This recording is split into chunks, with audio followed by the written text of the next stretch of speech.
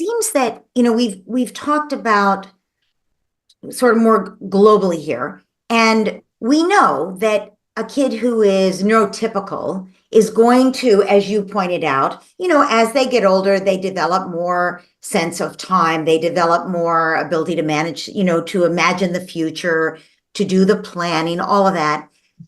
But for any child, the things that you're talking about, for any child, whether they're neurotypical or not, Yes. the more the brain does a certain thing over and over again, the more it's in a certain situation, like listening to the music and knowing, okay, that's where I am. The more the brain does that, the more you're developing that brain capacity. And that's true for kids, no matter where they are, No matter what. neurotypically or not, right? And no matter where they are age-wise, you can give your kids a head start on executive function in a way by having an analog clock from the time they're little.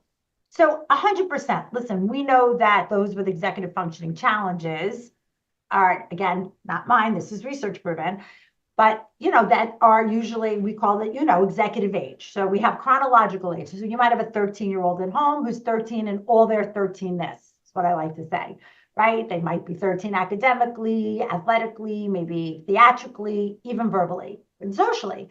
But if they have any kind of executive functioning challenge, they're going to be about 30. Again, it's not a pure science. So if you have a 13-year-old who's really time blind or time challenged, they're going to be 9.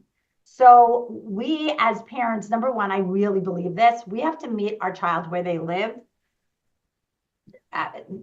executive function wise, not chronologically, but executive age. We do. Because how you're going to support and scaffold a 9-year-old is very different than how you're going to support and scaffold a 13-year-old. It's just it.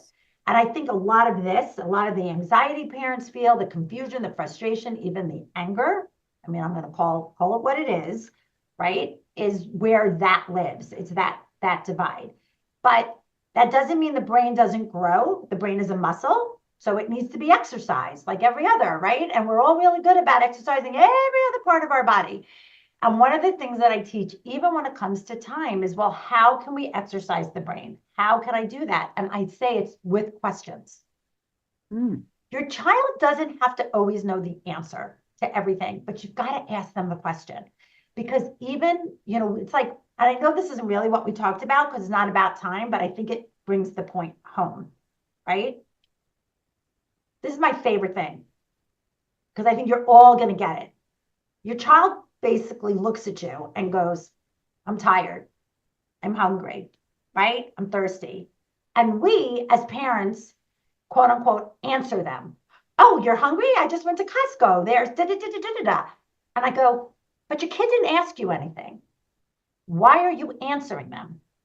That is actually a weak executive function. They need to start formulating questions. Asking questions actually takes executive functioning strength.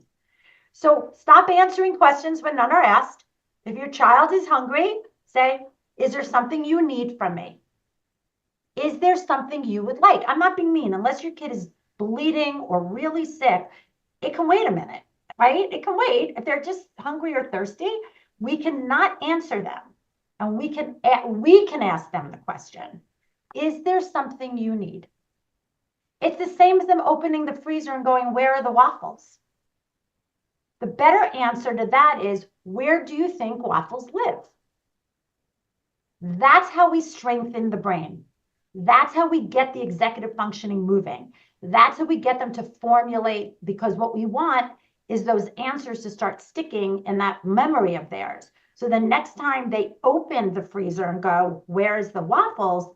They're hopefully going to remember, to your point, oh, they're behind the ice cream.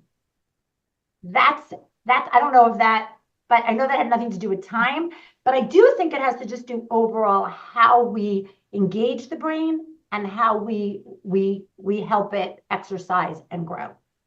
Well, it's another version of what's your plan. It's like, oh, you're hungry. What's your plan? You're hungry. What's your plan? And their plan may be for you to make them food, in which case you can engage about whether that's what's going to happen. But at least you then are having them, their planning function is kicking in. 100%. I love it's another question because I feel like I'm giving you a lot of what I call parent-led language and parent-led questions. Yep.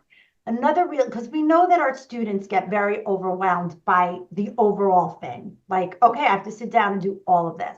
So I always say my job, even as a coach, is to underwhelm. That's my job. It's to underwhelm, right? We talk a lot about overwhelm at Order Out of Chaos because, as the years have gone on, you probably see this too. Like the buzzwords they change, right? There was like, years ago it was procrastination, and now we talk about anxiety and overwhelm and emotional, regulation and all of that. But the other one that I really like is, what do you need to get started? What do you need to do to get started? I love it. Started. Started. Just started. Yeah. Okay. Just started, because we want, remember, and you can even ask your kid, we do this, and this is a little more for older kids. Can you tell me what done looks like? What does done look like for you? That's a great one too. So I know these probably another webinar or another session for another day, but like these types of questions, what I also like about them is they're not nudgy to you. Mm-hmm. You know what I Mm-hmm. mean? You're not judging, they're not negative, they're not, right? They're not nudgy. And Yeah. so my hope is that when you ask questions like that, you will get a better response than you need to do. I Right. want you to do, you Right. have to do.